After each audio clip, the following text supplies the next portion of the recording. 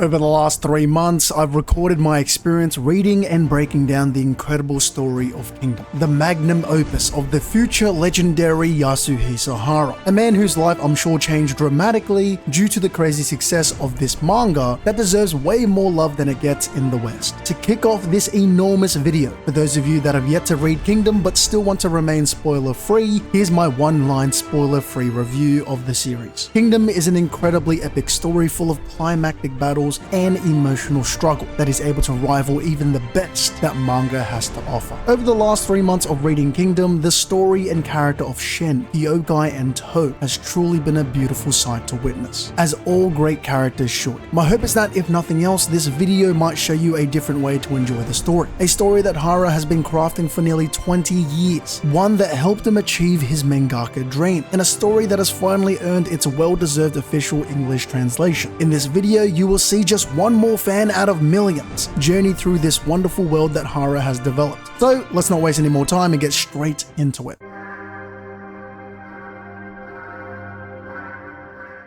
The first time we meet Tou, he is presented as a simple aide that obeys every order from Ouki, eventually at least, and agrees with anything he says. It is very rare to see Tou not standing or riding alongside him. It wasn't until Baiyo that Tou's character was fleshed out slightly. Now, not only did Ouki entrust him with slaying the enemy's lead strategist, when he died he also entrusted Tou with his army, with his last words being that Tou's abilities were never below his to begin with. It often goes unnoticed, but Tou was right there with Ouki, flirting with death's door battle after battle. Countless times he alongside Ouki survived that golden age. The golden age that saw clashes upon clashes with the great heavens. But what about life after Ouki? We can't keep being an off-screen demon. Tou can't keep getting away with this. The Coalition arc is the first time we see Tou as this individual character, rather than just an extension of Ouki. And here is when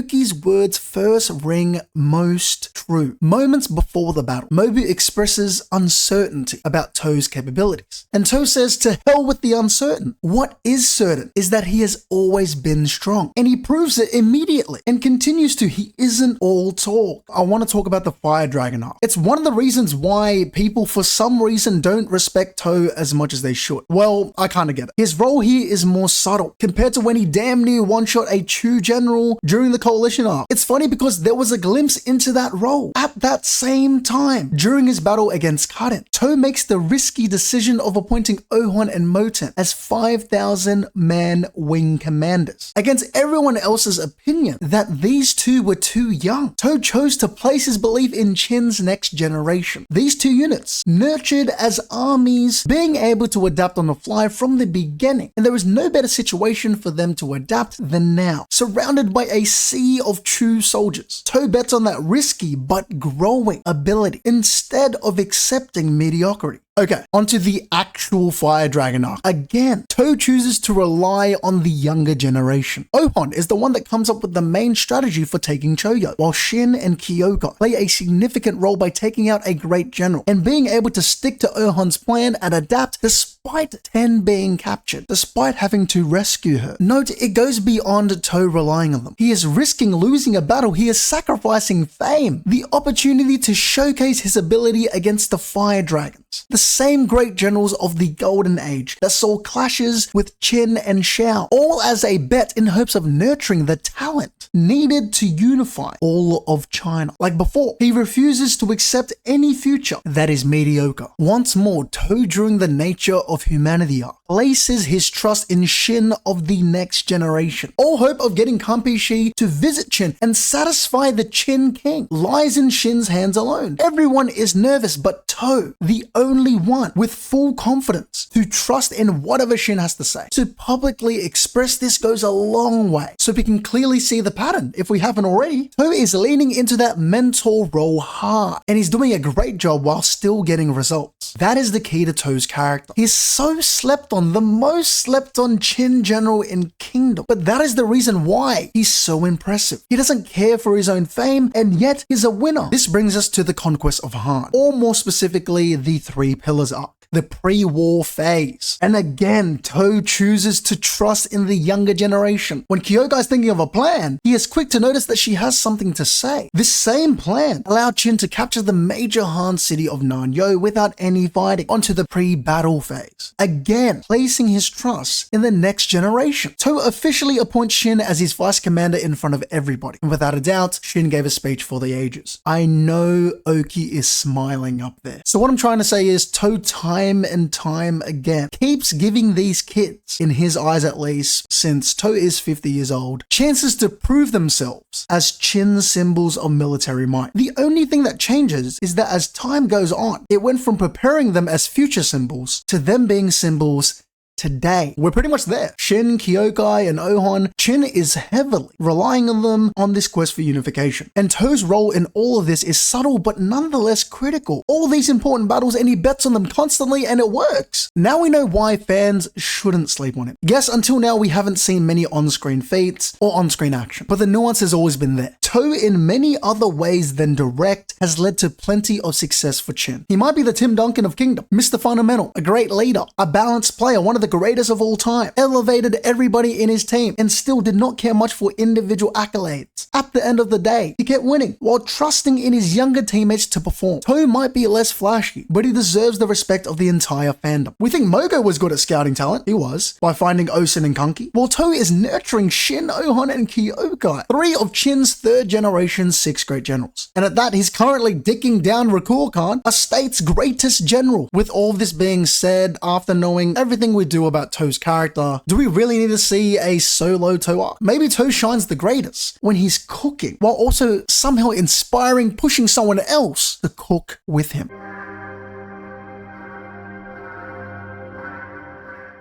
Duality is built around the contrast of two different concepts. Take for example Shin. There is one really cool example of duality in his character that I want to talk about. His general childlike boisterousness contrasting with his unwavering will to stand against anything unjust. What makes Shin such a special character is this duality. The fact that he can be annoyingly headstrong, but also inspiring. To put it in simple terms, the duality is Shin the general versus Shin the empath. At any one time, Shin could be brash, shouting to the top of his lungs to rouse his troops, all for the sake of becoming the greatest general under the heavens. At another, Shin could be as gentle as ever, soft-spoken, understanding, recognizing what it takes to unify all of China and why it needs to be done. To begin with, it's important to recall the lead up to the Conquest of Han to truly break down the duality of Shin. With the stakes being higher than ever, Shin's decisions have never held more gravity than now. And it isn't as simple as having to perform well on the battlefield. Shin's work off the battlefield is just as crucial. As of chapter 801, Shin was promoted to one step below Great General. At the time, it didn't mean much beyond becoming one of the 3 new mainstay armies for Shin. Now, we know that when Shoheikun said he would be shouldering the heavy responsibility of Shin's grand military strategy, it had much more meaning. What I mean is Shin's responsibility in gaining the conquered people's trust. In hindsight, there is much more meaning to Shoheikun trusting Shin with the responsibility of bringing down Han,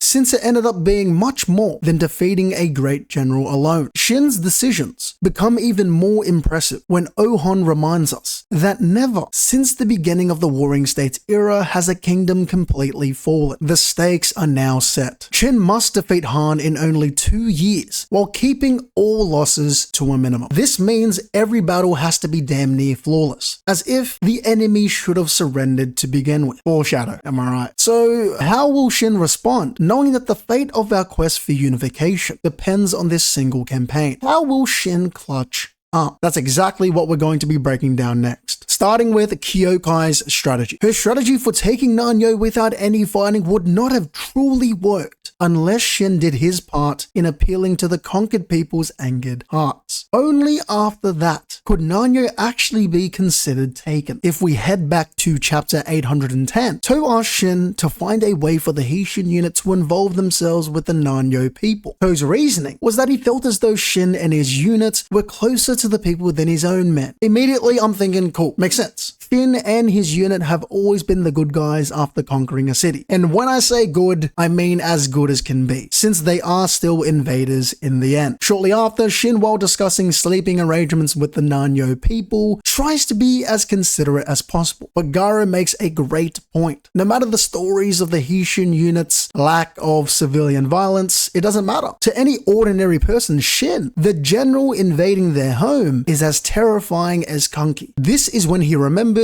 what To had in mind and comes up with the brilliant plan of breaking bread with the Nanyo people. Something that has survived the test of time is two parties, no matter the strength of their relations, sharing a meal to bring about trust. Most of the time though, the trust is fickle, and instead breaking bread only brings about temporary comfort. Literally everyone in the unit is skeptical except for Shin. For good reason. They could slip in poison. They could attack the members while they're drunk. But Shin understands that someone has to be the bigger person, and someone like Shin is more than willing. Starting with not bringing any weapons in. A simple but effective gesture. Obviously, this isn't going to be enough to take away all the rage, but it starts the process of creating an atmosphere of openness. Cut to the actual mealtime. As expected, everybody is on edge. The unit isn't the only one that is skeptical. The Nanyo people also feel as though they're walking on glass. But we do know one thing, it is slowly working. The people are starting to realize the Heishin unit's true nature. That is, until one Nanyo boy tries to get revenge for his father. Anyone would think this would completely derail Shin's efforts. No, even their elder, Onkei, tries to get his own revenge while Shin's back is turned. If the first attempt was something that could be brushed aside, this attempt on Shin could definitely not be brushed aside, or so we thought. The unit, to no surprise, is furious at Onkei, but Shin of all people, the one whose life is threatened, tells his own unit to shut up. This should have been the attempt to shut down any chance at reconciliation, but Shin knows better. This is what it means to truly be the bigger person. This is what To meant when he said Shin and his unit were closer to the people. Really, it might be better to say Shin alone is closer to the people. Out of everyone here, Shin knows pain all too well. It is why he accepts that Onkei isn't wrong to draw his weapon. Pain is not the same for any one person. Pain from years ago can feel as fresh as yesterday. This is something that is so real, and a lot of people in real life don't understand. Pain hurts differently for everyone. Unless someone has experienced loss themselves, they won't get it. Not everyone can thug it out. Shin said it best. Onkei's pain is his alone. Garo, the bastard, who always has something to say, argues that Shin's thinking is too naive. Maybe so. He argues that everyone should be on guard to prevent exactly what just happened to Shin, or else it might happen to someone else. But I agree with what Shin said next. What happened to him is a direct result of being on guard in the first place. Those subtleties matter. Everyone can tell from a mile away when there's tension, or when they're not truly welcome. What we're witnessing is Shin the empath. He speaks of how the world is now, which is both funny and beautiful. I'm Shin, who was born in Chin, or I'm Onkei, who was born in Han, but still live in the same unified country. A world where everyone can live in the same United States or whatever country and not have to be born there to share in the same joy and pain. The ideal world that Shin speaks of is our real life world mostly, but he knows that the difficult work has to be done eventually, if that world is ever going to come into fruition. So why not now? He won't take away Onkei's blade by force, but that doesn't mean he'll let Onkei stab him for free. Shin is willing to be patient and stop him every time until he's ready to let go. This is what I mean by our main character being street smart. The key to street smartness, for better lack of words, is having that worldly experience. Saying Shin has some of this is an understatement. If it wasn't clear already, when Kyoukai and Shin break down what just happened afterwards, she said that doing anything different in hindsight wouldn't have allowed Shin's words to echo in their hearts as firmly as they did. Inspecting for if they had weapons, for example, would have, like Shin inferred to before, subtly contributed more to that suffocating air of mistrust. Flash forward to right before the Battle of 8 Plains, and it's safe to say Shin sowing the seeds of trust worked out nicely. So nicely that Onkei, the one who hated them the most, made them protective charms. The people now love the Heishin unit because Shin created the opportunity in the first place for the people to accept them. He did the hardest part quickly. If we want to talk about foreshadow, Kyoukai back during Kokyo Hills had an old lady from Kokyo make her a protective charm, and she is definitely a great representative of the Heishin unit's values. So it's no surprise what the Nanyo people are doing for them after giving them a chance to get along. Shin's plan worked out so well that Onkei, of all people, went around to all the anti-Chin groups in the shadows to try and persuade them that the Chin army means well, echoing Shin's sentiment of laying down their blades of hatred, echoing Shin's fervor in stopping them again and again until they set aside their hatred. He lost 2 teeth following in Shin's footsteps. Side note, the reduction of reinforcements at the Battle of Eitei Plains was a direct result of Shin's efforts. The surrounding cities weren't asked to not send soldiers. Rather, they heard about the happenings inside of Nan-yo. And then we have Shin the General, the complete opposite of Shin the Empath that we saw in Nan-yo. During his Vice Commander speech, that childlike boisterousness was on full display. The first thing he did was reaffirm his resolve in becoming the greatest general under the heavens and carving his name into history. Imagine that was the first thing the Nanyo people heard. If I'm them, I'm thinking it's up for us. All he wants is glory. Why would he care about us? Like I said, that duality makes Shin special. That same gentle and understanding Shin is able to turn up when necessary. This had to be one of the most epic speeches of all time, laying out all his military feats, saying that slaying enemies is what the Heishin unit does, confirming that he has come so far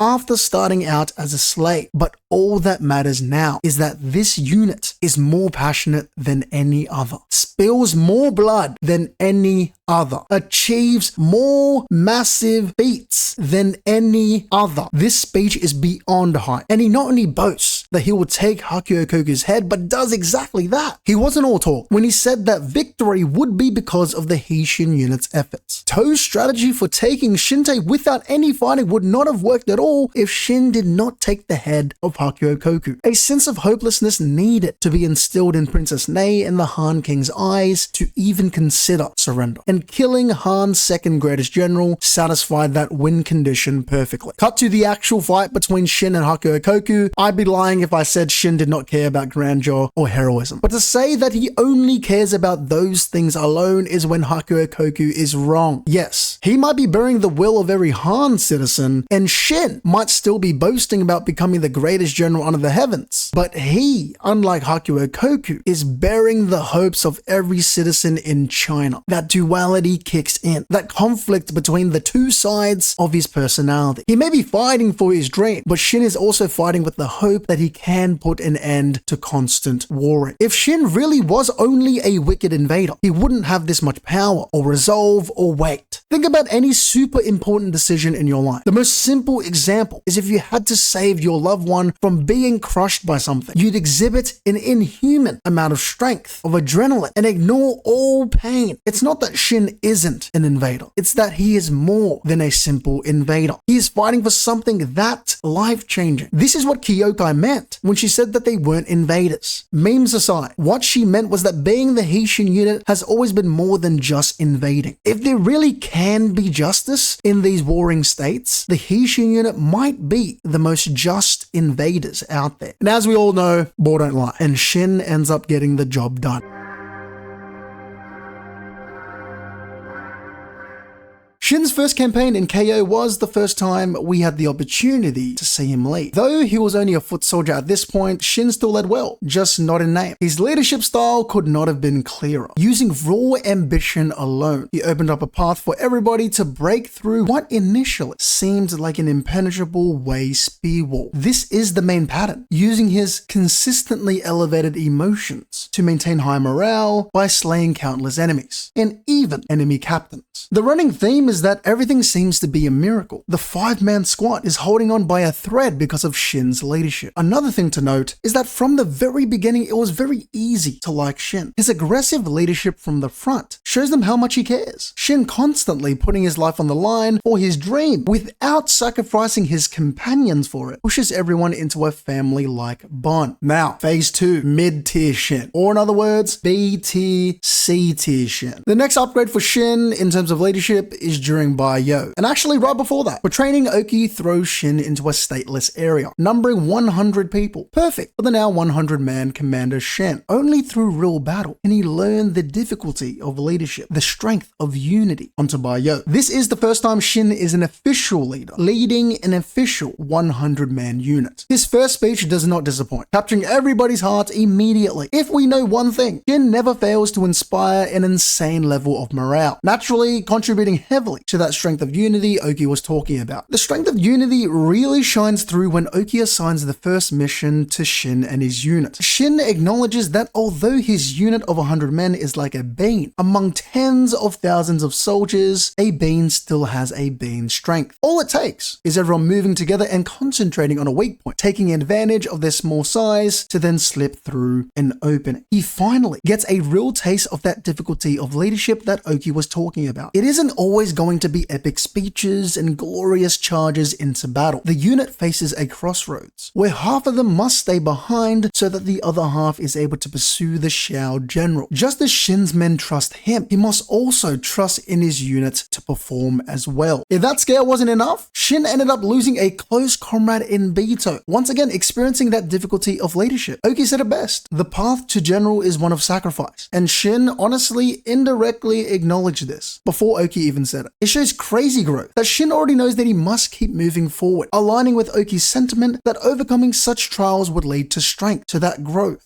Phase 3, Current Shin, or in other words, A tier, S tier Shin. The latest upgrade for Shin is learning how to show restraint and make the calls that only a great general would. Everyone always complains that Shin is always emotional, always shouting, but when it's time to perform, our boy does not let us down. On their campaign toward Northern Xiao, Shin is the one surprisingly that moves to protect Kanki when his life is threatened. The most obvious example of his growth is the difference in his actions back during Kokyo Hills compared to what he did here. During Kokyo Hills, Shin was actually the one that threatened Kanki's life during their confrontation. Back then, Shin could not contain his emotions and could only think about eliminating this villain from the world. Current Shin understands that Kanki is a great general. Not only do we need him to win, it's Shin's duty. It's not as though Shin is completely unwarranted for reacting this way. Both times, his reaction did follow a Kanki massacre. Kokyo Hills, Kanki slaughtered and violated every Xiao citizen in the area. Northern Xiao, he beheaded tens of thousands of surrendered soldiers. If it went for Denyu's life being in danger, Shin might have really pulled the trigger and let Kyoukai slay him. This time around, he is the one insisting on going out of his way to protect Kanki. Don't get me wrong, Shin did want to beat Kanki's ass this time around too. The difference is, now he listens to reason. He isn't a 5,000 commander hothead anymore. He is a general with major responsibility. It's not simply Kanki the villain that needs help. It's a great general of Qin that needs the Heishin unit to defend them while they recover. That's the difference in mentality that current Shin recognizes that mid-tier Shin would have never accepted. After the fact, Shin even calms down and realizes that Kanki didn't send him away to prevent Shin from stopping him. Sending Shin to AQ was purely strategic to defeat Kocho. Shin also acknowledges that it isn't his place to stop Kanki. That's what the King of Qin is for. There's nowhere that Sei wouldn't say anything.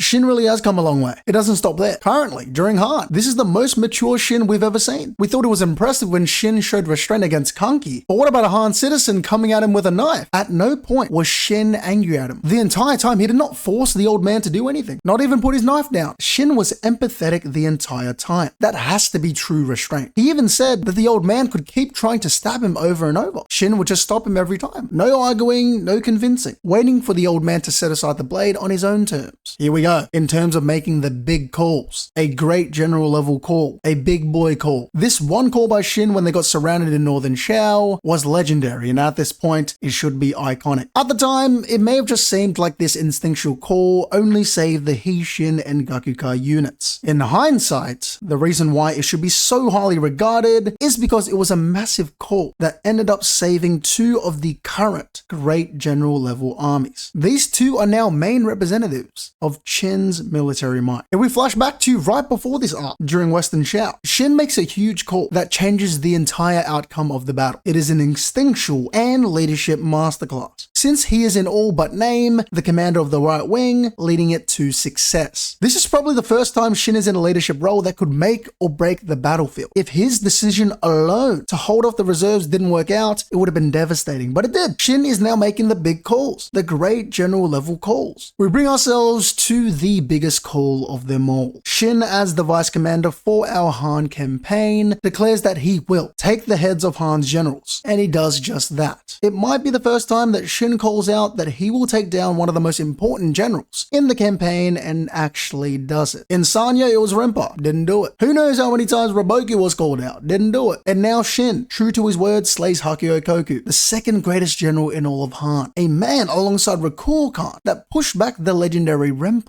This is likely his most important kill to date. I would say a little more so than Hoken, because Shao has other weapons like Shibisho still. It is an achievement of leadership because it shows all the new Qin recruits that this General Shin is someone that is most reliable. Now, the real question is whether or not Shin is finally on par with the other great generals of Qin. If it's a back and forth discussion as to whether or not his skills are up there with them, we can agree to disagree. Though there can be no doubt that Shin is the most reliable and important general to the entire state of Qin. Not only does he contribute martially, he is important to unifying all of China in a political way, catering to the people.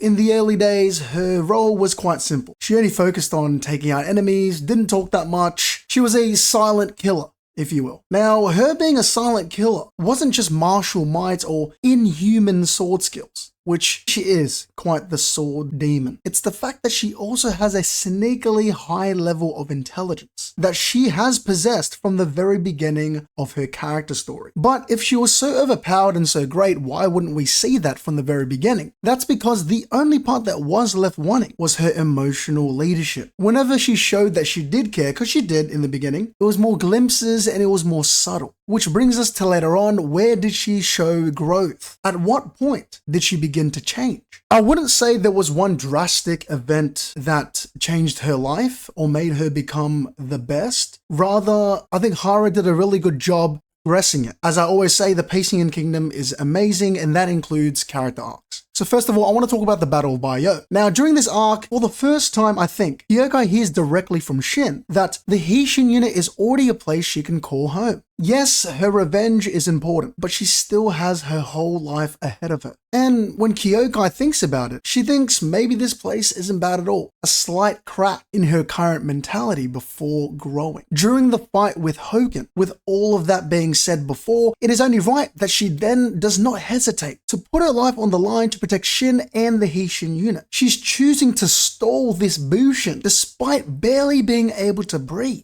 Onto Sanyo. Unlike Baiyo, where she only thought about it, Kyoukai says it to Shin out loud. She also thinks of the Heishin unit as her home, so much so that she is willing to put off her quest for revenge to fight with them. But once that's done, she resolves that her future is with all of them. We don't always get to see Kyoukai cook, besides her insane sword skills, the other stuff. But when we do, it's always cool. While everyone is panicking about being slaughtered in a way smokescreen, of course Kyoukai uses this to her advantage. If they make noise themselves, Wei's communication will be ruined and they too will start scrambling.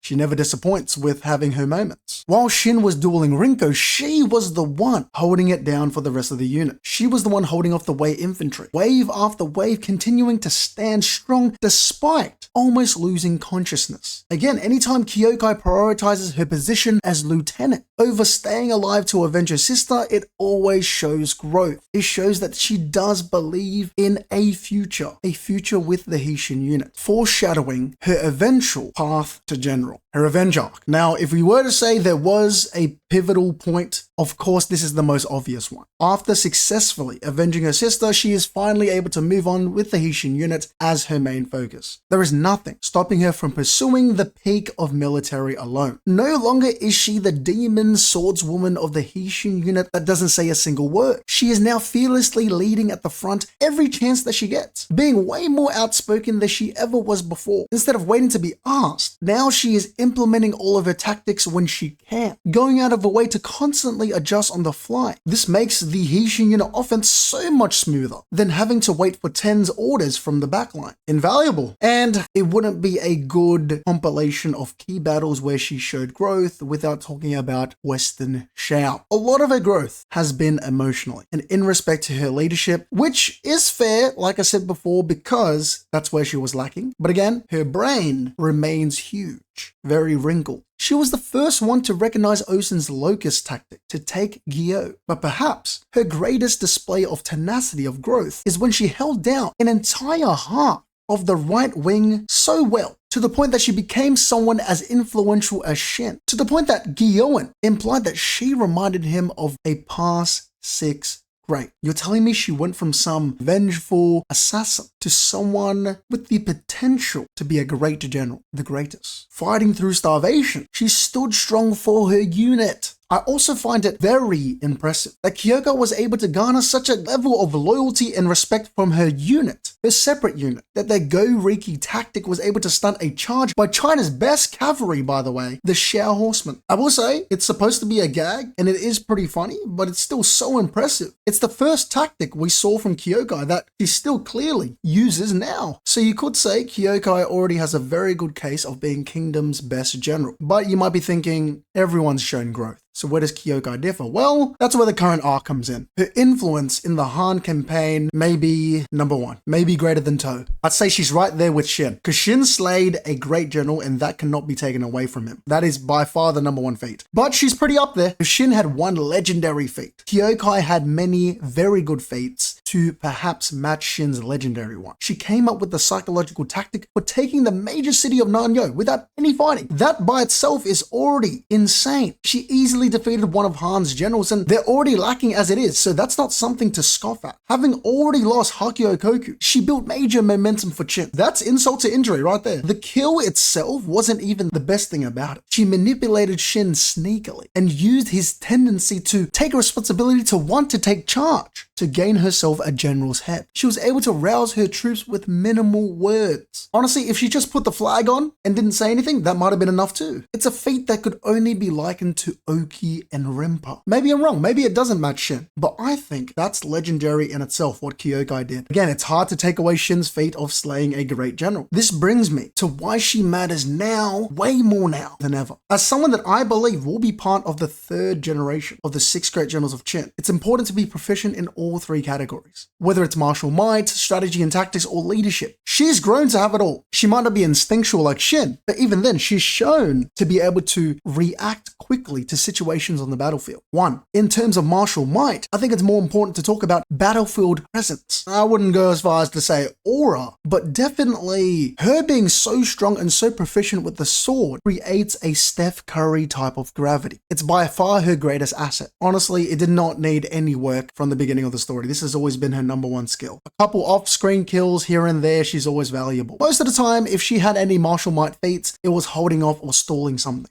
But whenever a kill is on screen, it's very impactful. She will perform when we need it most. And I'm glad Hara is giving her shine in this current arc. 2. It's not so much that she is intelligent, because she is, and she's very good when it comes to strategy and tactics, but it's that her brain, her contribution mentally, is essential to Shin's grand strategy. The psychological tactic to take Nanyo doesn't stop there. She has contributed so much beyond just her strength that we are so close to being back on the path of unification because of that one feat, because of that one tactic. That by itself, how much she has contributed to the Conquest of Han by itself might be great general worthy. And I'll say it again, her emotional leadership. It's because she's grown so much in this category. Yes, a leader does not need to be loud to be a good leader, but she went from someone that didn't speak that much, that was more internal about her feelings for the unit, to constantly showing everyone how much she cares, by continually ramping up the intensity of how far she's willing to play with her life or the unit. It's one hell of a way to outwardly show leadership. But like we saw recently, it is nice to be loud and especially be hype sometimes. All in all, if we never get a major Kyoukai arc, I'm happy that she got at least a lot of shine in this current Conquest of Han arc. I say this because even though she has had her own couple minor arcs, she might be due for a major arc after this performance. Though it isn't a story about Kyoukai, so I'm fine if we don't get that. But there may be an arc where it's only her and Shin as the great generals that are leading the campaign, or at least the battle, serving alongside each other like Ouki and Kyou did, Commander-in-Chief, Vice Commander. That is something that I would like to see.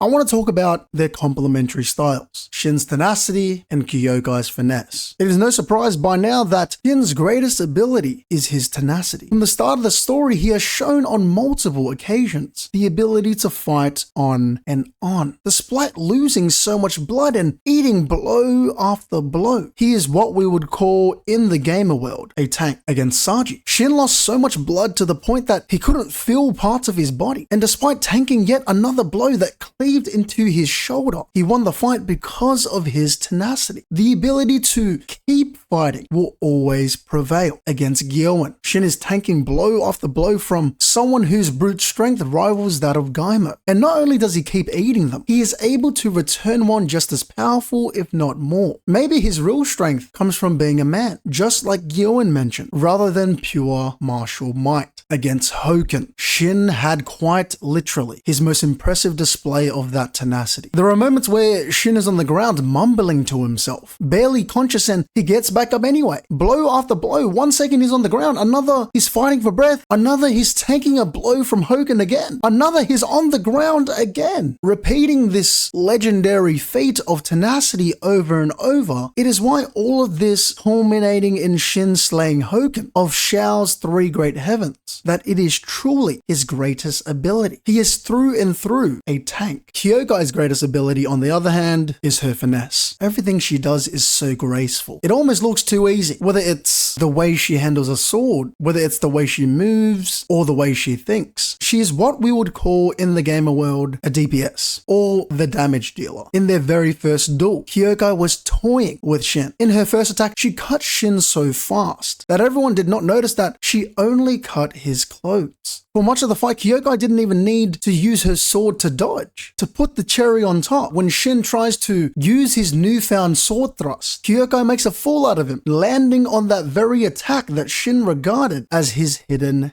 ace. When Kyoukai finally decides to fight back, it is completely one-sided. A huge clue was Kyoukai not weighing anything when she jumped on Shin's sword. She's all about finesse and was able to swiftly outclass Shin at every turn. It is this duel that sets the precedent for their contrasting styles. She is a DPS constantly kiting, while Shin eats every single one of her strikes and still stays standing. We can go to the sparring session after Kyoukai comes back. Again, the same thing happens. Kyoukai chooses to parry every blow while focusing on dodging and looking for openings. She's even able to land a quick strike during one of her parries. While this tells us a lot about Kyoukai's finesse, it also acts as a more dramatic and ridiculous display of Shin's tenacity. Shin is able to will his wound shut after Kyoukai cuts him. We can go to their sparring session right before Kokyo heals. This duel specifically serves to give us a more dramatic and ridiculous display of Kyoukai's finesse, whereas we saw previously it was focused on Shin. Kyoukai is going nuclear in terms of speed and finesse. Her ability to dodge, parry, and strike Shin in succession without him being able to do anything but parry and block is nothing short of inhuman finesse. What more would we want from our damage dealer, our DPS? As long as she doesn't get hit once, she's fine. But one fatal strike is all it takes for Kyoukai to then be in trouble. This is where Shin comes in, with his ability to take multiple of what should be fatal strikes. It is because these two adopt completely different styles that they actually have come to complement each other very well. The most glaring example would be where Shin pushes himself to his limits as his first resort, fighting on willpower alone. Kyoukai relies on her agility and balance to try to dodge attacks as much as possible. Shin will welcome the challenge head on, while it is Kyoukai's preference to use her insane speed to try to end the fight before it begins. The best thing about the Shin and Kyoukai combo is that very rarely do these two need to verbally communicate in battle to succeed. The trust between these two is like no other, and such trust gives birth to a timing that cannot be replicated by anybody. It is because they trust each other so much that it always feels like they both arrive at the perfect time to help each other. It is a connection on an emotional level that exceeds everybody else. We can go to the early parts of the story, the Battle of Baiyo. Right before continuing forward, Kyoukai casually eliminates the enemy captain before hopping on Shin's horse without needing to say anything. Shin doesn't even bat an eye at Kyoukai doing this and accompanying him on his horse afterwards. It's just normal for them to be covering each other's blind spots and fighting together even on the same horse. We can go to the middle of the story, Tokyo Hills. It's fitting that Kyoukai just happens to arrive at the perfect time. That is and always has been the running theme. When Shin needs her the most, she will show up when it matters. Here, she saved Ten's life when Shin was caught up fighting at the front. Kyoukai's wound is still bothering her, but that doesn't matter. Seeing Shin fight despite being in worse shape means that she'll keep on fighting. It's cool constantly seeing the trust between them to perform at a higher level. Sometimes Kyoukai doesn't fight with finesse, and instead she is thugging it out just like Shin. After her duel with Ryuto, she has zero strength and has lost all her breath.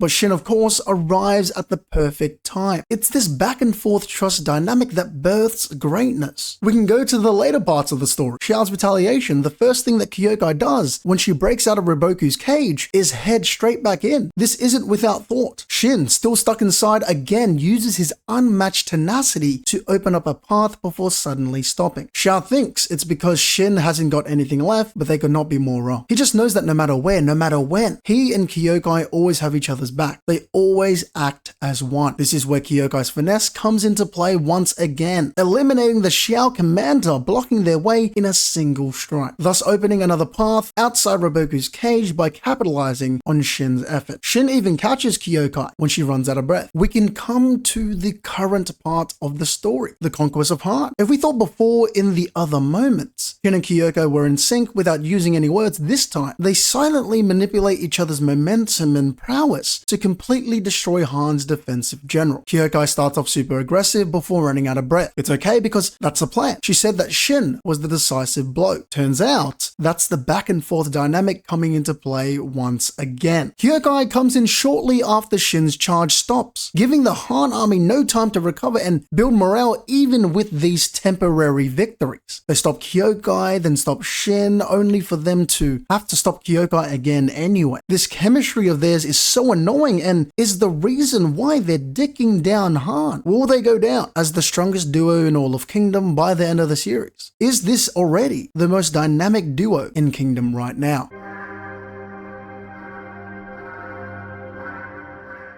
To begin with, Toh already made his first move against Ryuan before the Battle of 8A Plains even began, by getting Ryuan to send letters to nearby castles, informing them of Nanyo's current situation. Toh was able to reduce Han's reinforcements by 20,000. That is insane considering there was again no fighting. Just making clear, he didn't ask them to not send troops. Toh simply informed them of the utopia that Nanyo has now become. The genius doesn't stop there. Toh decides to send Josei, a Nanyo native, to accompany the Chin messenger, acting on his behalf at Shinte. Not only does Josei affirm Nanyo's status as a utopia, but his true mission was to meet Nei and give her Toh's message. That's the thing though, the really genius move by Toh was sending Josei specifically. Not only is he a Nanyo native, not only is he Kanpishi's senior disciple, someone that Nei is fond of. On top of that, Nei was very fond of Kanpishi himself. What a move by Toh to get Nei's attention. This is all hindsight, but Ryuan already made his first mistake by setting out for the Chin armies instead of remaining in Shinte, which supposedly should have the best fortifications in China. This, coupled with their two unscathed armies, would have definitely put up a better fight. The beginning of the battle, let's break it down. Ryuan is the first to speak and gives his speech with a focus on protecting the lives of their loved ones. Nothing else. All he asks from his Han brethren is to fight with all their heart, with all their soul, and with an iron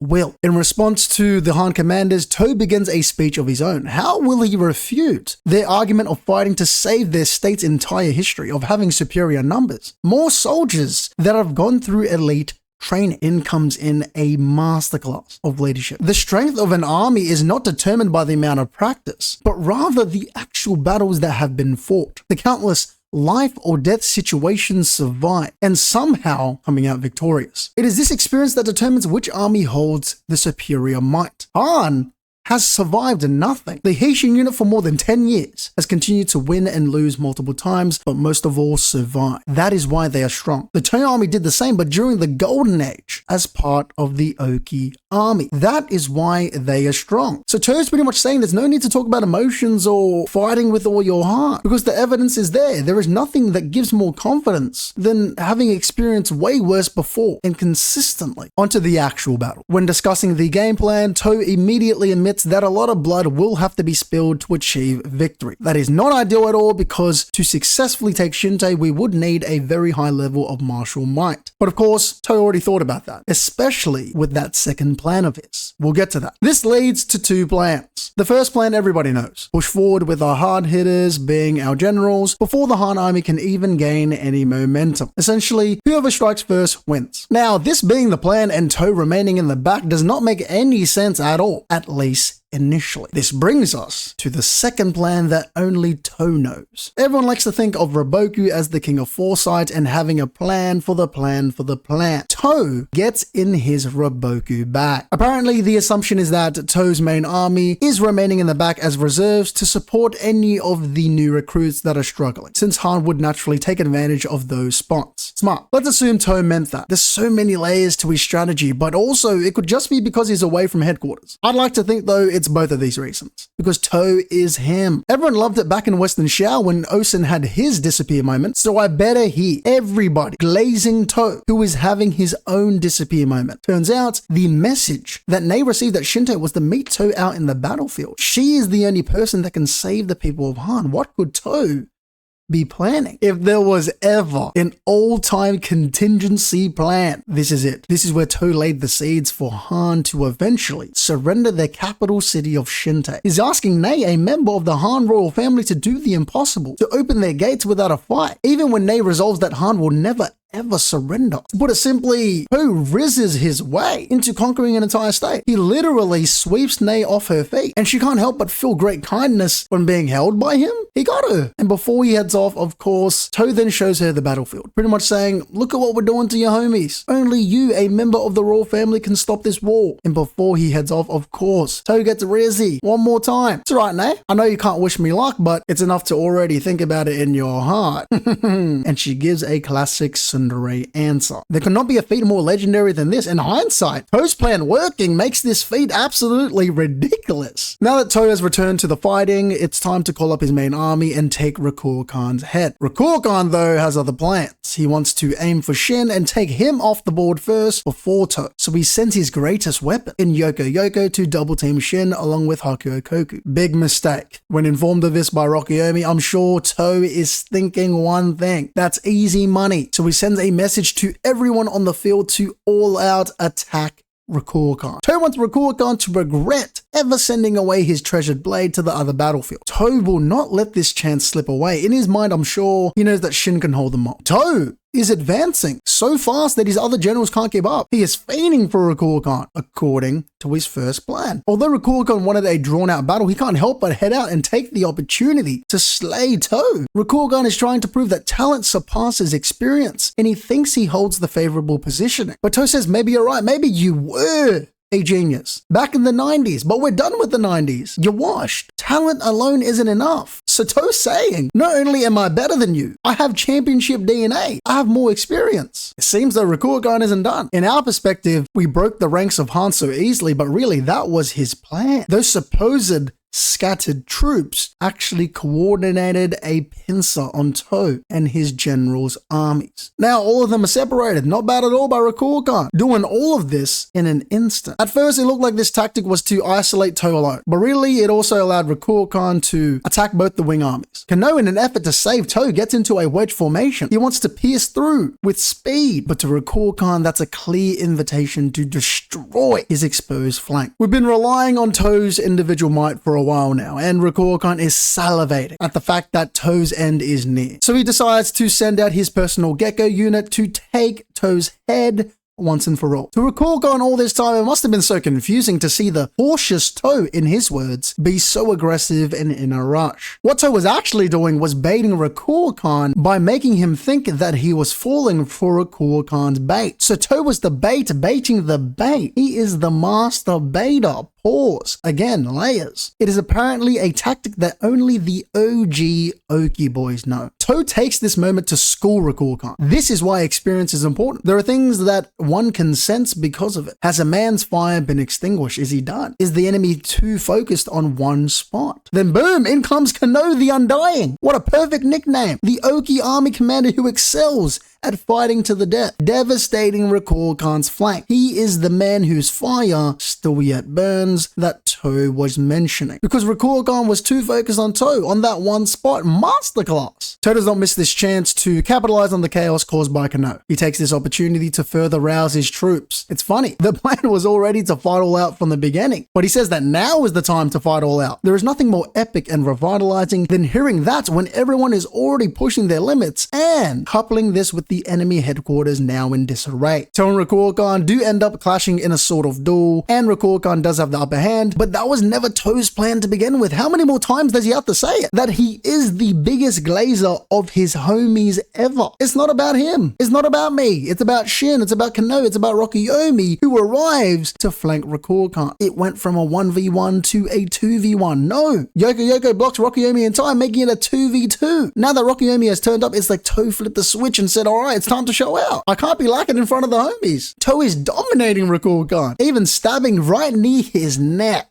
A dial wound. If it wasn't for Yoko barging in, his head would be rolling right now. All in all, Toh bested Rokugan in every single category. Martial might, strategy and tactics, leadership, you name it. He not only won the Battle of 8 Plains decisively, but it looks to be a clean win for the entire Conquest of Han. Every step of the way, Toh was far and beyond better than Rokugan. Toh had plan after plan after plan, all executed perfectly. What does this victory say about Toh? He deserves to be recognized as the greatest of the current 6 great generals of Shin. If we include the first generation, at least top 3. He can't just be Ouki's lieutenant anymore. He beat someone who drove away Prime Rempa during the Golden Age. And to be honest, it wasn't even close. Yoko might have said it best. As much as we think we do, we don't actually know what Toh is. He continues to surprise us with greatness. Ouki was right, he really was never inferior to begin with.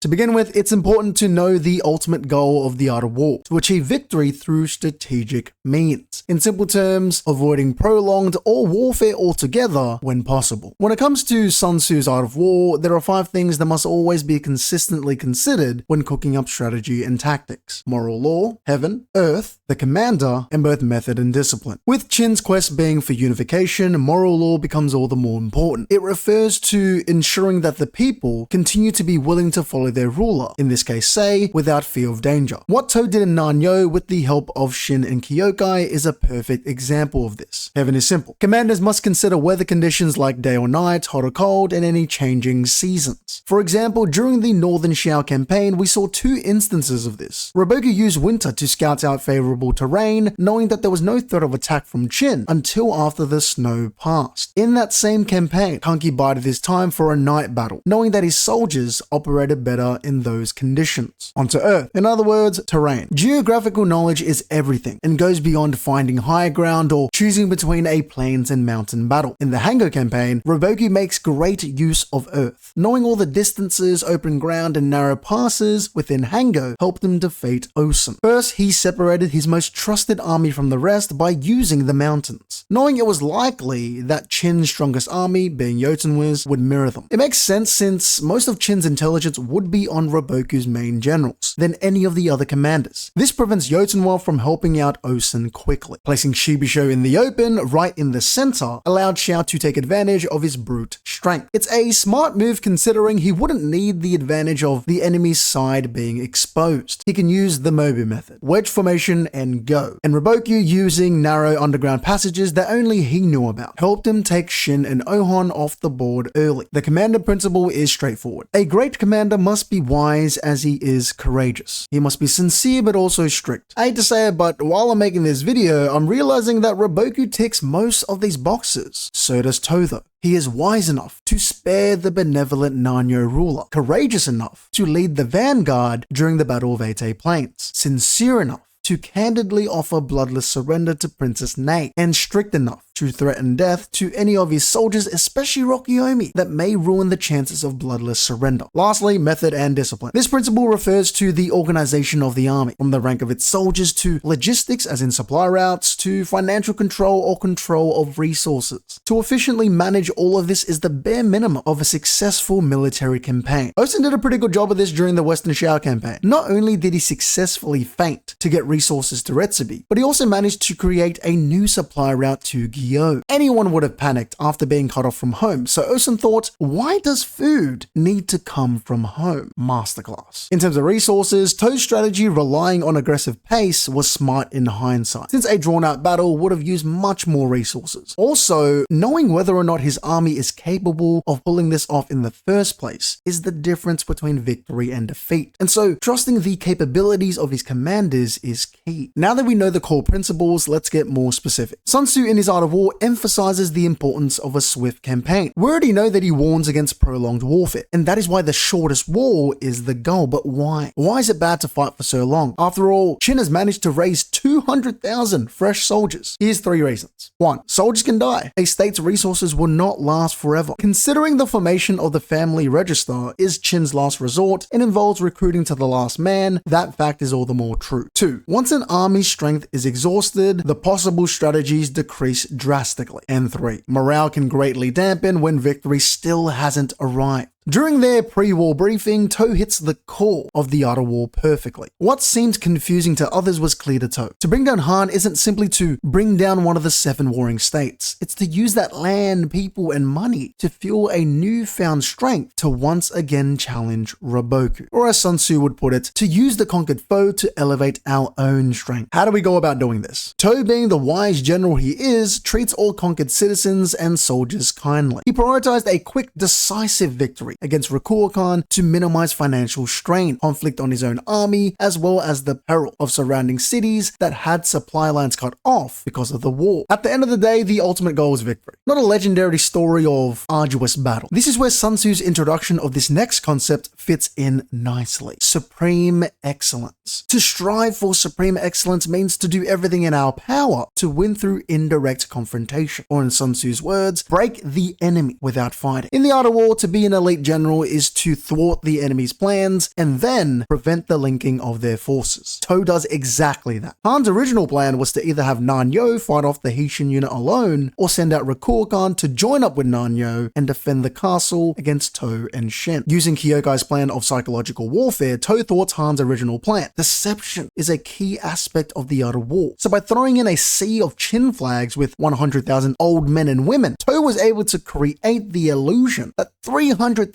fresh Chin soldiers were raining down on Han, but really he cleverly undermined them. In Sun Tzu's words, this is what they would call attacking by stratagem. After taking Nanyo and using Shin's help to gain the trust of the people by treating them kindly, To completed the 2nd level, required to be an elite general, to prevent the linking of the enemy forces. What happened in Nanyo resulted in 20,000 potential Han soldiers leaving the fray. Attacking the enemy in the plains is considered a lesser strategy, but what needs to be done will be done, as seen in the Battle of Eight Plains. Even then, To had a contingency plan for taking down Shinte without fighting, just like Nanyo. Besieging walled cities is also considered lesser, due to how much time, resources, and lives it takes. So he talked to Princess Nei, sowing the seeds of possible surrender in her mind from the very beginning. The Art of War describes a skilled leader being able to subdue the enemy, capture their cities, and overthrow their kingdom without lengthy operations, and without losing a man. What is To after conquering the royal capital of Shinte without any fighting, if not a skilled leader? The enemy successfully subdued, and the only major loss was on Han's side, their 2nd greatest general dead. Nanyo and Shinte captured without anybody dying in a drawn-out siege, and with that, Han is overthrown. If we were to speak for the To agenda, all To stands are up big right now. He's number 1. No general, bar Roboku, has mastered this Art of War like To has. Just because the Art of War outlines the ultimate goal to be no fighting doesn't mean that fighting will not occur. In Sun Tzu's eyes, the best fighters ensure their own safety first and then wait for opportunities to strike. An interesting thing is said, securing oneself against defeat is always within our own control. This should mean that technically, generals must never lose fights, right? Wrong. We must always remember the key to the art of war will always be deception. It's a game of chess. Never let them know the next move. And it's cheesy, but always avoid the enemy's strengths and strike at their weaknesses. Putting it simply, using offensive tactics will signify an abundance of strength, and using defensive tactics suggests insufficient strength. It might have been done incidentally, but let's say it was on purpose. To only joined the heat of the battle when Yoko was sent to Shin's wing. Rokugan only pushed forward because he thought To was getting impatient. This deceit may have put To in temporary danger, but it was nothing but a minor advantage for Rokugan, who was enticed into an unfavorable position. This was already Rokugan's biggest mistake. Sending away his axe meant that To was able to fulfill the art of war's requirement of ensuring superiority at the main point of attack, being where Rokugan was. And superiority can mean numbers, or in our case, commander quality. This meant that Rokugan had to engage To on unfavorable terms, and To's victory was pretty much ensured before the battle barely got started. It was To, Ryukoki, and Rokuyuomi all focused on Rokugan. That's GG. To was able to manipulate Rokugan and make him vulnerable. Again, it's not as though direct battle is bad. Rather, it is best supported by these endless series of indirect maneuvers and tactics. After all, in Sun Tzu's words, all warfare is based on deception, and the best victories are won, in the words of Sun Tzu once again, by conquering an enemy that is already defeated. To hits the mark on the three staples of deception: feigning inability when attacking. He turned it up after isolating Rokugan. Inactivity when using his forces. To's main army was untouched while he went to speak to Princess Nang, and he used proximity to lure the enemy. It is honestly such a masterclass from To.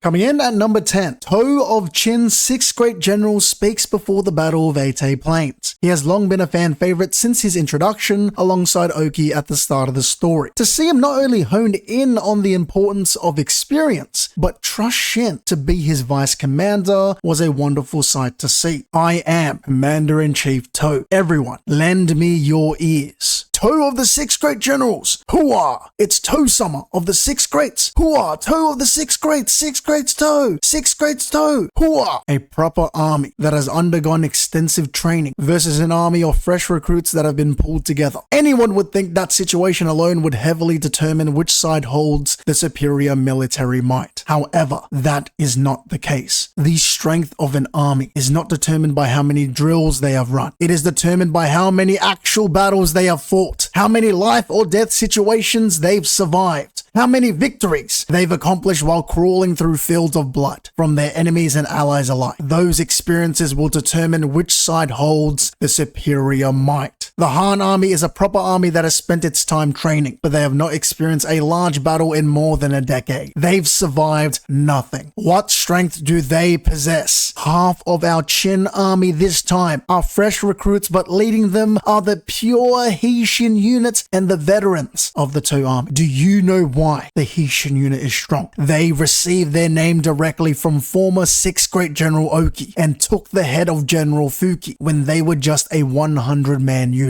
They continued fighting these challenging battles for more than 10 years. Although they suffered numerous losses, they continued to survive. That is why they are strong. And also, the To army were originally part of the Ouki army during the golden age of the previous 6 Great Generals. In other words, we are the Ouki army who were feared as the strongest of that era. That is why we are strong. Even if we are mostly fresh recruits, the strength of the To army will never waver. We are the strongest. The ones to sink into these plains will be the Han army. Hooah! General To! General To! Hooah! Isn't that so? Vice Commander Shin. Coming in at number 9, the legendary Ouki army prove once again why they are known as such. It is safe to say that the Ouki army added a very interesting dynamic to the World of Kingdom ever since they were introduced. Having them step up once again in a battle that is determining the fate of Qin feels so right. This is the first time we've been on thin ice like this since we became an independent army. I have nothing but praise for you as an enemy, Rokugan. However, together with Ouki of the 6 great generals, we slipped through death's grasp numerous times and survived that golden age. If you had also been there, then right now you might have become an untouchable great hero. However, you weren't there. That results in a difference far beyond what even a genius like you can fathom. There are things that we can sense due to our experience in battle. Has that man's fire been extinguished? Does it still yet burn? Is the enemy focusing too much on one spot? Crash! What I inherited from the Ouki army is truly grand. A fierce commander who knows no fear, Rokyomi. A brilliant commander who doubles as a strategist, Ryukoku. And a commander who personally boasts that he excels in fights to the death. Know the undying. Bwah! Coming in at number 8. Why do these 6 great generals exist? A moment that I'm sure will be overlooked in the Conquest of Han happens at the very beginning. To see Sei wholeheartedly reaffirm the significance of Shin's 6 great generals is amazing, especially after To's victory. I feel as though they spent too much time preparing. During that time, Han has also certainly advanced their preparations as well. Even if the fighting is harsh, we are unable to send them reinforcements at this time. Or rather, we would be troubled if Han turns into a better fight. Shoheikun's 3rd pillar requires that we crush Han, obtain new strength from that victory, and launch an assault on Shao to return to our path towards unification. We did well to take Nanyo without losing any men, but Nanyo sent their armies to Shinte. Ultimately, our armies will have to clash against an army whose strength exceeds their own at Shinte. Despite that, does General To have some secret tactic that will let him overwhelm the Han army? We have not received any such message about that from General To. Shoheikun, Rishi, why do the 6 great generals exist? Everyone's shocked, but Shoheikun says exactly so. The fate of Shin rests in this outcome of this attack on Shinte. No one is more aware of that fact than General To himself. From a certain perspective, we are facing the most difficult battle we have experienced to this point. Truthfully though, we are merely entrusting the restoration of our path to unification to the 2nd general among Shin's 6 great generals, General To. Coming in at number 7, the Heishin unit commanders save their general from death. The Conquest of Han has delivered some of the greatest chapters in all of Kingdom. Quite possibly one of the best of them sees the Heishin unit finally step up in the most major way. When their general needs them most. It is a shame to kill a man like you in this way, but I need to take your head and return to Rikuokan-sama soon. Forgive me, General Rishin. Kill him. Hua! Captain! Shin quite literally fighting for his life. Arrows to his back. He's finished. Captain, die! And right before Shin's about to perish, spears to the Han soldiers' back. Hakyo Koku Yoko Shin soldiers wondering what is going on. Orakia! Sorry to keep you waiting, Shin.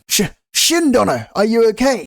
Sooner than I expected. Alright, let's get to it and cut down Hakyo Koku. Coming in at number 6. The 2 men, once dubbed as the malefic stars of Wei and Shao. It is no surprise that Hara loves his named legendary tandems, the 6 great generals of Shin, the 3 great heavens of Shao, and now we were introduced to the malefic stars of Wei and Shao. Imagine being so badass and whooping other states so bad that your nickname is not based on your own kingdom, but theirs. Wow. Not to mention whooping Renpa and Gokai. More than 20 years ago, the 3 gens of Wei, Shao, and Han ferociously battled one another. It was thought that Han, the weakest of the 3, would fall quickly. However, they were able to counterattack against an invasion by the Wei Fire Dragon Gokai. They were also able to defend against an invasion by Renpa of the Shao 3 Great Heavens. They even turned the tide and beat back the Shao army. During these times, there were 2 young lions who had only just become 1,000-man commanders, whose feats were nigh unbelievable. Rikuokan and Hakyo Koku. Their 2 units took the heads of a considerable number of officers, which greatly incurred the wrath of Wei and Shao. They attempted multiple invasions, but it's said that each and every single one of them ended in defeat due to the accomplishments of Rikuokan and Hakyo Koku. These 2 appeared like a comet and in a flash became generals who represented all of Han, while Wei and Shao feared these calamitous malefic stars from Han. Coming in at number 5. Han's history ends with a single swing. Before the Conquest of Han, fans were already introduced to Princess Nei and the Han King. Despite their tragic fate, that was inevitable. This moment, I'm sure, moved every single viewer deeply. Shinte will not fall. It hasn't even started yet. The East Dragon Bell. If this thing were to ring, the history of Han ends. Nei sweating buckets, but at the same time can't help but remember that General To rizzed me up. The Han soldiers' deaths. I saw it on the 8A plains. Many deaths. Everything will be reduced to nothing. All their deaths. No, it's not just them. The countless sacrifices until now. Bleeding and losing their lives with the sole intention of protecting Han and connect it to the future. The nature of Han with this one swing of might to end it. A woman who's lived only 25 years and understands almost nothing. All alone. Something like this. Can it be allowed? And she can't help but think of all the happy faces of Han that are going to turn sad real quick. This beautiful nation. Its noble history. I can't shatter it. I can't. I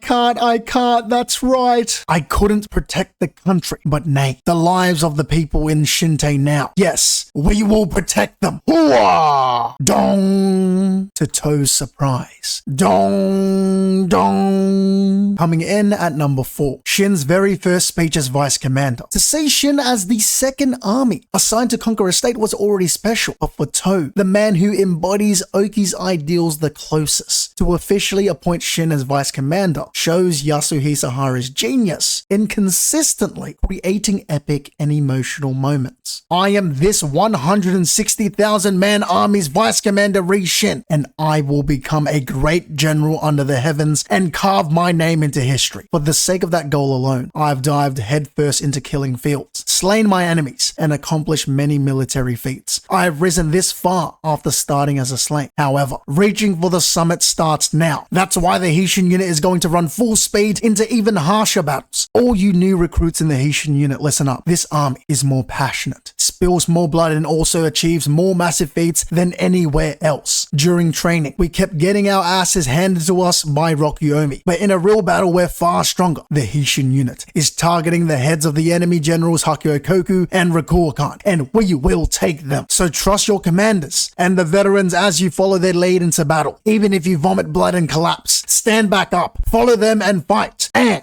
at the very front will be me, Shin. Everyone follow me and fight. We will seize victory by the hands of the Heishin unit. Coming in at number 3, the rise of Kyoukai, the great general. Someone who is no stranger to being greatly loved in Kingdom is none other than Kyoukai, and the Conquest of Han was truly her opportunity to shine. Perhaps her most impressive moment was when she caused an explosion of morale with little to no words. This is a feat that was previously only to have been possible by the likes of Ouki and Rempa, and these guys are great generals of the heavens. But I want to go full throttle from the start. I see. So the conspicuous armor that Nanchin was talking about, the one that would be a symbol, is useful in times like these. Nanchin, huh? Yes, did you call for me, Kyoukai-sama? No, I didn't call you. Oh, then lend me a flag. Huh? The Kyoukai soldiers wondering what's going on. Huh? Oh, and here is the beautiful sight of Kyoukai using a flag as a cape when Gotham needs a hero. She's smirking. The Kyoukai soldiers going crazy at her beauty. They explode. Perhaps in both ways, in their pants and out of morale. What are those guys? Everyone still bursting into tears, screaming out in ecstasy. Well then, shall we begin? Charge! Coming in at number 2, Shin slays the second of Han's malefic stars. What's so great about Kingdom is that every moment feels like it happens for a reason. A perfect example of this is when we see Shin defeat his second named great general. First it was Hoken of the 3 great heavens of Shao. Now Hakuokoku of Han's malefic stars. Shin is showing that he is capable of defeating the people that represent a kingdom's might. They absolutely won't accept being subdued by bastards like you. He slashes down at Shin. Shin dodges Hakuokoku's blow, aiming at his head, and slices him, cleaves him in twain. Everyone freaking out. Han soldiers, Yoko, the Heishin unit commanders. Hakuokoku is sliced in half. Everyone's still freaking out. His body hits the ground in pieces. Yeah!